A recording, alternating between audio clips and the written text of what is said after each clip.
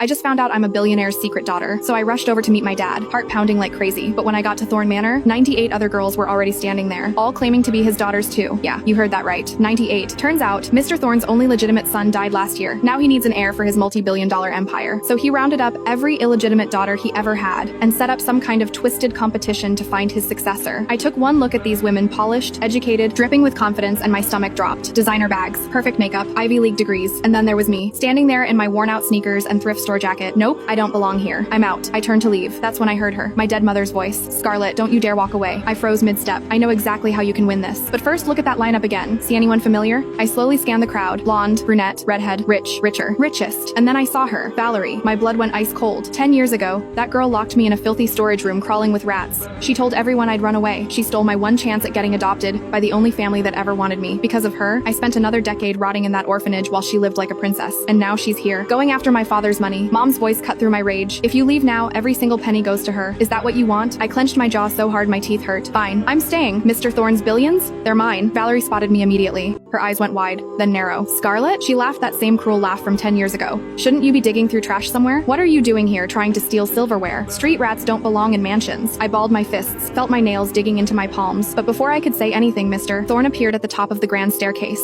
The whole room went quiet. He was older than I expected. Gray hair, sharp eyes, the kind of man who'd built an empire from nothing and crushed anyone who got in his way. He looked down at all of us, his face completely unreadable. I've failed as a father, he said slowly. I owe each of you an apology, so here's what I'm offering. $200,000 for every one of you. Consider it compensation. If you want it, register with my butler Alfred. The room exploded. Thank you, father. Oh my god, yes, I need this so bad. You're the best, Dad. Girls swarmed toward Alfred like he was handing out golden tickets. Valerie stood back, arms crossed, smirking at the chaos. Pathetic, she muttered loud enough for me to hear. These idiots actually think they can compete with me for the real inheritance? Let them take their little consolation prize. See? After she stole my adoption, Valerie got picked up by some wealthy family. She'd been living in luxury ever since. 200 grand was pocket change to her. But me? I'd been eating stale bread for years, sleeping in shelters, working 3 jobs just to survive. $200,000 could change my entire life. I started walking toward the line. Mom's voice stopped me cold. Scarlett, this is the first test. I paused. Anyone who takes that money, disqualified. Instantly. They're proving they're short-sighted, that they'd trade billions for thousands. I glanced at Mr. Thorne. He was watching the line with this look, disappointed, almost disgusted, like he'd already written off everyone scrambling for that cash. Then Alfred cleared his throat and announced, anyone claiming the $200,000 must sign this inheritance waiver. I stepped out of line immediately. Most of the others didn't even hesitate. They signed away their shot at billions for 200 grand, just like that. Mr. Thorne shook his head slowly and turned to scan the rest of us. When our eyes met, Mom whispered, see, trust me, that deadbeat never gave me a dime when I was alive. You're going to make him pay by winning everything he has. Mr. Thorne's voice rang out. 20 of you chose to pass on the money. Follow the guards upstairs. Valerie's jaw dropped when she saw me in the group. Wait, you're actually his daughter too? So we're half-sisters? I didn't even look at her.